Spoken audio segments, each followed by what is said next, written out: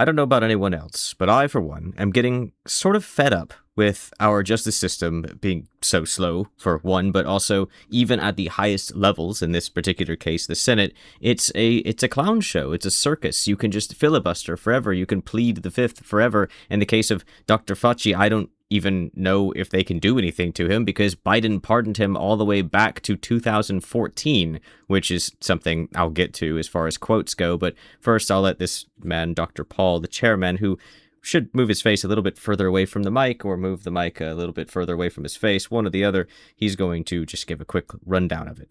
You did not reveal that you had been part of the paper, that you had read and offered editorial comments on the paper before it was published, before you began using it as evidence that it couldn't have originated in the lab.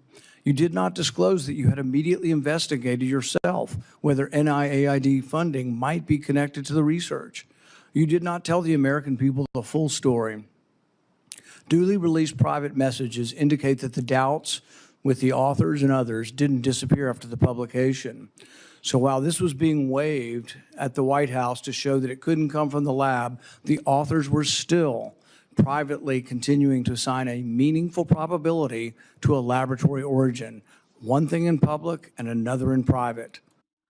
Now, there's a 3-hour-long hearing, and he goes on to accuse other things. Fauci, he was going in on some titles and commendations, and he was earning money from grants and stuff. And I don't know. I don't know what COVID was supposed to be. Was it made in a lab? Is it a natural mutation in the Wuhan district of China? Like, I don't know. But that's not even the point of this video. The point of this video, well, one, how the hell can Biden pardon someone all the way back to 2014? And two, the leftists are defending this relentlessly, not even with defenses. In fact, I'll just go ahead and skip to that. It's Reddit. Now, the title, it's been removed, so the title and stuff is gone. But this is something I bookmarked earlier. This is a Reddit thread about this particular hearing in the Senate, and the only thing you'll see in Reddit here is just, they're not even defending Fauci. They're not even defending what he's potentially done or any potential fallout of what he's done. They're just accusing the right wing of being evil, accusing the GOP, Republicans, etc., just randomly talking about how Trump assaults children and things. Like, I mean, there's a comment right there. There's not even a defense for him. Not even a defense for... They don't care. They don't care about a defense. They don't care if it's right or wrong. They don't care about Biden pardoning him, which I'd like to get to that too, because Biden's pardon is pretty crazy. He's quoted as saying, "These are exceptional circumstances, and I cannot in good conscience do nothing. Even when individuals have done nothing wrong, and in fact have done the right thing, and will ultimately be exonerated, the mere fact of being investigated or prosecuted can irreparably damage reputations and finances." Really? Well, so you're saying that they are going to be exonerated, but even being investigated or prosecuted is going to be an issue? So you're just going to pardon them all the way back to 2000, presidential pardon, back to 2014, anything they might have done, full and unconditional, even though you know that he's innocent. That seems a bit odd to me. That seems like really odd to me. Now, the AP writes here that Biden used the power in the broadest and most untested way possible to pardon those who had not even been investigated, which opens the door for Trump to do even crazier things. And Biden said the issuance of these pardons should not be mistaken as an acknowledgement that any individual engaged in any wrongdoing, nor should acceptance be misconstrued as an admission of guilt for any offense. Our nation owes these public servants a debt of gratitude for their tireless commitment to our country. Okay, great. So tireless commitment, but what does that actually manifest as? Did they do something good? Did they do something bad? I mean, Biden's saying they did something good, but at the same time, he's pardoned them for the past decade, and then he's also said, look, I pardoned them, but also they're innocent, so don't worry about the pardon. And so that's just to paint Trump as evil, right? So... And here's the thing. This guy could have really been innocent. He could have been totally innocent, or anyone else could have been innocent, and Biden could have pardoned them all because it's claiming, and everyone's going to believe this. I'm not sure whether or not Trump actually said it. I don't recall. He says so many things. But Biden could have just claimed that Trump has some sort of hit list for people, that he's got his... I think Trump did say something about this, but again, I can't exactly remember, that he has some sort of like hit list to go after his political enemies once he gets presidency. And so Biden can just give people blanket pardons, and then it's like you don't know who did what. And Trump looks like a villain if he goes after any of them because Biden's sitting here saying that they're all innocent. And obviously the Republicans aren't going to buy into that, but the Democrats, that means it's a perfect smokescreen for them, and all of the voters are going to believe it because they'll believe anything. And it's just wild to me that you can give someone a presidential pardon back from like a decade prior. And speaking of the past, these people here in the Senate hearing today, Gary Peters from Michigan, as a Democrat, he's getting very angry about all of this, saying that he's basically saying that we need to move forward instead of thinking about the past. He says this new issue with the cyclospora outbreak and the explosive diarrhea and all that Trump's policies have slowed any kind of reach that we have to stop that, to heal that wound of explosive diarrhea, which thank God I haven't had that yet. But he's saying that that's more important than relitigating the past. I don't really know that a Senate hearing is going to do anything about the cyclospora outbreak. Just presuming that's not going to really do much about it. In fact, it doesn't seem to do much of anything because everyone just filibusters the entire time. But he's basically just trying to kick the can down the road, relitigating the past. But what if the past is wrong? What if you could fix something in the past? What if that changes the future? I mean, I don't want to get too sci-fi or anything, but I think taking another look at the past, depending on the context, depending on what's been done, it could warrant it. Biden said that there was no wrongdoing in any of this, but you look at the Senate and... Mr. Ollie. Thank you, Mr. Chairman. Well, nothing says honesty like taking the fifth, huh, Doc? Let's try something. What day of the week is it today? On the advice of counsel, I respectfully decline to answer based upon my rights under the Fifth Amendment to the Constitution. What color tie are you wearing? On the advice of counsel, I respectfully decline to answer based upon my rights under the Fifth Amendment to the Constitution. What color's the carpet in front of you? On the advice of counsel, I respectfully decline to answer based upon my rights under the Fifth. Yeah, it's people are calling this political theater, but it's not. This is a circus. I mean, what's even the point of it? And it's not just this. Like I said, there's so many other cases that happen constantly. Even relatively, actually, very frequent cases, like with the Smithsonian and such. Here's one from the ABA president. It is incredibly important. Ms. Banky, according to the ABA's website, quote, all of us have implicit biases. Would you agree with that statement? The ABA believes that diversity, equity, and inclusion improves the Would you agree with the statement that, quote, all of us have implicit biases from the ABA's website? The ABA believes that diversity in all of... Just can't just say yes or no? Is that a yes? Can I take that? It's a yes or no question. Do you believe that all of us have implicit biases, as your website says? The ABA looks to remove... Of course, you just can't answer the question. So you have these hearings in the Senate, and all of these very important people and reporters all in the same place at the same time, and for some reason, nothing gets done, ever. But people just, they don't answer questions. Like, how is this even, like, legal? Like, what's the point of this? I mean, I don't even know what to do with Dr. Fauci, considering that he's been given a presidential pardon, so it seems like there's nothing they can do. I mean, the entire reason he's there is apparently to try and get him to perjure himself, but, I mean, the guy was there for 3 hours, and he answered over 100 questions by pleading the fifth to every single one of them, as you saw in the ridiculous example earlier. So, what is the point? Like, is he just immune to anything? He can't, like, there's no way you can get him for anything, even if there's proof. I mean, I mean, he's been pardoned, right? So, like, what do? But even when you don't have a presidential pardon, you could just sit here and BS the entire time. Like, well, this he's full of shit too, but. Black people across this country are outraged at what is happening now with these efforts to do away with the African American Museum and all of the Smithsonian.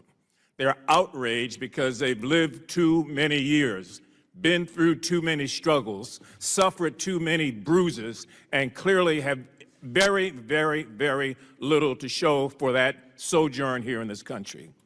Yeah, aside from living in the country that treats black people better than any other country, really, and you have more opportunities here than anywhere else. I want to be real clear about this. If you erase it, we will replace it. It's that... I don't know what that even means. It sounds like a threat. Damn simple. We don't seem to learn. If anything, we should be looking at history to learn. Yeah, that's a good point. In fact, let's continue to listen to the Smithsonian's director here. Not him exactly, but this woman. And as I walk through, you mentioned as you walk through the doors, you'll see Thomas Jefferson's desk. You'll see, Abraham Lincoln's top hat, and those are in the museum, yes, but that is not what you see when you walk in. What you see is exhibits to social reform. You'll see displays in the end caps or the glass displays on the side, pictures of drag show or pro-abortion language and all these different kind of things. I'm curious, I was really surprised as we're celebrating the 250th anniversary of our nation. How did we come up with the 250th anniversary? Like, what are we celebrating in the 250th anniversary? Thank you, sir, and thank you for your visit. And we've hosted, I think, since January, 25 senators and House Ma'am, I know your representatives. intention today is to filibuster the entire time. Yeah, she just has this absolutely pretentious, obnoxious smile, smug smile on her face. No intention to answer anything in Senate. I don't really agree with this being the legal state of our country, that you can go to Senate and smugly, intentionally refuse to answer any questions. What's the point of it? We strive to be objective and nonpartisan and not based on any So ideology. it's one of the goals. Doesn't that seem a little bit concerning? It certainly does to me, because as part of this white supremacy document that your organization has promoted, objectivity as a core and defining aspect of white supremacy culture. Do you think that it's the goal of the Smithsonian Institution to promote white supremacy culture? Sir, do you mind sharing with me which document? It's white supremacy culture right here. This is part of the mass action toolkit that your organization has promoted for several years now under your leadership. Are you promoting a white supremacy culture at the Smithsonian? Am I promoting a white?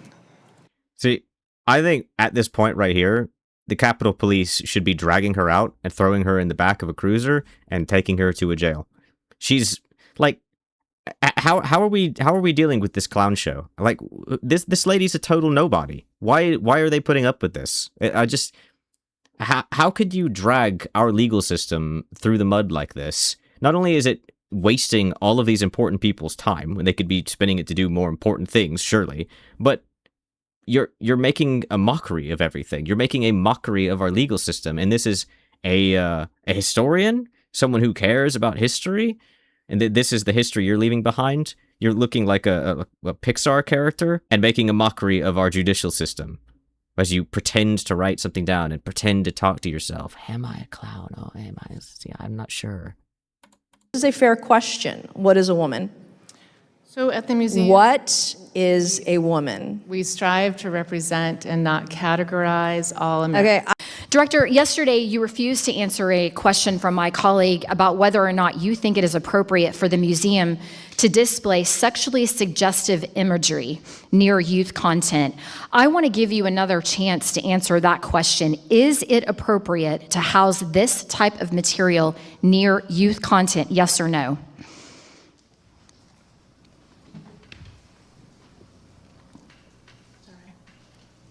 Material near youth content.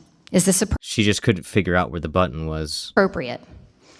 So The answer is yes or no. I understand your question, ma'am. So And what and your especially response is? especially the issue of gender. So and you trans- can't answer the question.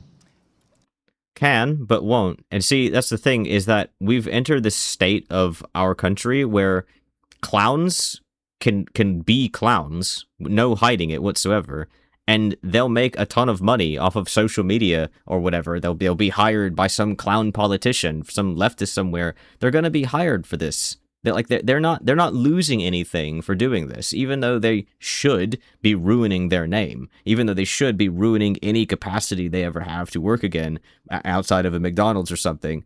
This, for some reason, is going to boost their career. We're going to move on. What is Latina power?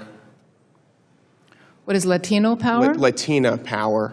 Latina power would be the forces derived from being a Latina. Do you think that it's appropriate for the Smithsonian Institution to sell Latina power paraphernalia? Hats, mugs, other things that say Latina power? I believe that the merchandise our store sells I'm asking you if it's appropriate. tries to reflect the richness of the communities. So The communities. You think the Smithsonian would sell something that said white power? I rather doubt it. By the way, why does this old Pixar-looking hag have a low-cut top showing off her cleavage, as if any man is going to be seduced by that? Cover up, pig. And are images of sexual fetishes appropriate for children? Yes or no? So, ma'am, It's a simple yes or no. Or is sexual imagery, provocative sexual imagery, appropriate for kids? Yes or no? Ma'am, we strive to represent all Americans. It's a very simple question, but she can't do it because, you see, if she said that the BDSM and cross-dressing exhibit that they have right next to the children's exhibit was bad, then all the people on Blue Sky would get angry at her, and she wouldn't want that. Now, this is, I'm done with the Smithsonian lady. She's tedious beyond belief. This is just something I thought was really funny, and I'm including it. It's, Mr. Chamberlain, when Senator Hirono says we had poll taxes, I want to ask you who we is, and in particular, what party was it that implemented poll taxes in the South? I mean, I don't want to necessarily speak in every single case, but I'm pretty confident it was mostly the Democrats. And what party was it that put literacy tests in place in the South? Same answer, mostly the Democrats. And what party was it that had tests like how many jelly beans are in a bottle? The Democrats. Tell me, what party were the founders of the Ku Klux Klan from? I'm pretty sure that was the Democrats. Indeed. In fact, Nathan Bedford Forrest, the founder of the Klan, was a delegate to the 1860 Democrat National Convention. What party wrote the Jim Crow laws in the South? The Democrats. And it kind of goes on like this for a while, but the funny part then is at the end where we get this neo-Democrat nonsense. It's now in the Senate. I mean, I knew it was in politics, but I didn't know it was quite in the Senate at this point. Mr. Senator Padilla. Mr. Chairman, part of personal privilege. That's it. The point of personal privilege. You heard it. Sure.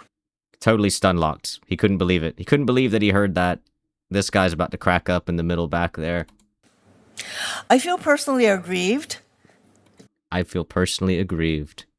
As soon as a woman starts with that, man, you know she votes blue. To sit here and to be lectured by my colleague from Texas. And this reminds me of the time when he was first elected to the Senate and Not to mention the smile. There's always this fake smile on their faces when they're condescending to someone. the Judiciary Committee had a hearing on gun safety, and he felt a need to lecture Dianne Feinstein, who was a leader on gun safety legislation, and he took that opportunity to lecture Dianne Feinstein about gun safety and her leadership on the issue. And she said to him something along the lines of, I did not sit here on this committee for however many years she did, only to be lectured by you, and that is how I feel. So why don't you just stop lecturing the rest of us? Just because you think you are the smartest person in the world doesn't mean the rest of us agree to that. Okay? Right. So, old Japanese lady thinks that she's just owned him there because she's told a story about another woman that didn't like him. But he's not trying to say he's the smartest person in the world. He's trying to drag the Democrats down. All of those things he was saying were about how bad the Democratic Party is. He would then later go on to say about how great the Republican Party is. It wasn't about him personally. Later on, I didn't include it, but when he's talking about Abraham Lincoln, he's not talking about himself, obviously, because he's not Abraham Lincoln. But for some reason, this woman can't comprehend that, and so she tries to make some abstract comparison to another woman getting mad at him, as if that's in any way relevant, which obviously all of that is stupid and totally off the point, but I just wanted to include the point of privilege, because holy Christ, are we really going to have that in our Senate? Like, the entire point of this video is that the Senate everything in our country is becoming a clown show, and it's now in the Senate. We have points of privilege in the Senate. We have infinite filibusters in the Senate. We have people who have presidential pardons for literally everything they could have ever done in the past 10 years of their life, which I don't agree with presidential pardons to begin with, but that's incredible that you can have it for 10 years in the past, even before you've been accused of anything, that you can, like, you're pardoned, you're pre-pardoned before accused of anything.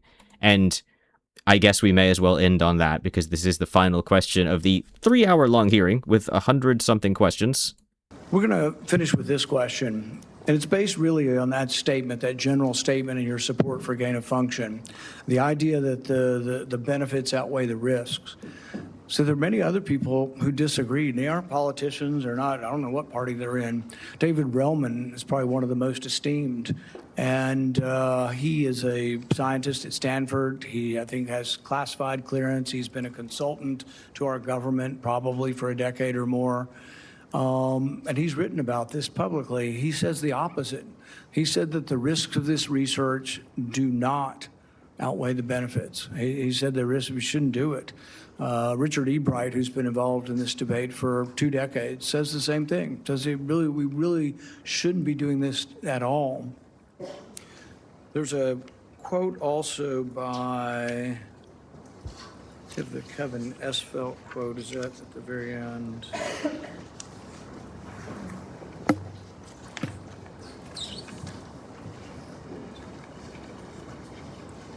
Kevin Esfelt, who's a CRISPR scientist at MIT, also wrote about this gain of function. I implore every scientist, funder, and nation working in the field, please stop. No more trying to discover or make pandemic-capable viruses. No more experiments likely to disseminate blueprints for plagues. Dr. Fauci, would you like to at least answer this one question for us today and let us know whether or not you've changed your mind on whether or not the benefits of gain-of-function research outweigh the risks? On the advice of counsel, I respectfully decline to answer based upon my rights under the Fifth Amendment to the Constitution. The chairman has denied your assertion of privilege and directed you to answer, but you nonetheless refuse and stand on privilege despite the existence of the pardon. The committee will have to consider after this hearing what appropriate action should be taken against you for the failure to testify after being directed to do so. It's against the law to obstruct an investigation of Congress. There will be Yes, but will there be repercussions? repercussions to your refusal. I don't know, man. I'm just not seeing it. I don't feel like there's ever any repercussions for anything anymore. I feel like this is going to get dragged out. I mean, the guy's like 85 or something. How much longer can he last? You're going to drag this out until he's gone. Like, we all know what's going to happen. It's going to be the same for Cruella DeVille or whatever. That's not her name. The Pixar lady, whatever. I don't remember her name. The Incredibles or whatever she's from. It's so frustrating. You want to see accountability, don't you? You don't want to see this ridiculous circus. And I know that sometimes things get dragged out for longer than they need to be, but these people are blatantly playing the system, and I really don't see any reason why there can't be legislation so that the system can, give them actual repercussions. Like, why should they feel so comfortable coming into? I mean, okay, I get this guy has a presidential pardon, but why should the other ones, the ABA president and the lady from The Incredibles, why should they be so comfortable coming into to Senate, to Congress, and BSing their way through it? No big deal. And then for filibustering, for pleading the fifth, for trying to weasel their way through the system, they become like folk heroes to the left, like legends and myths. Can you believe that we should now be grateful for the days when we used to have people honestly answering the question, can men get pregnant?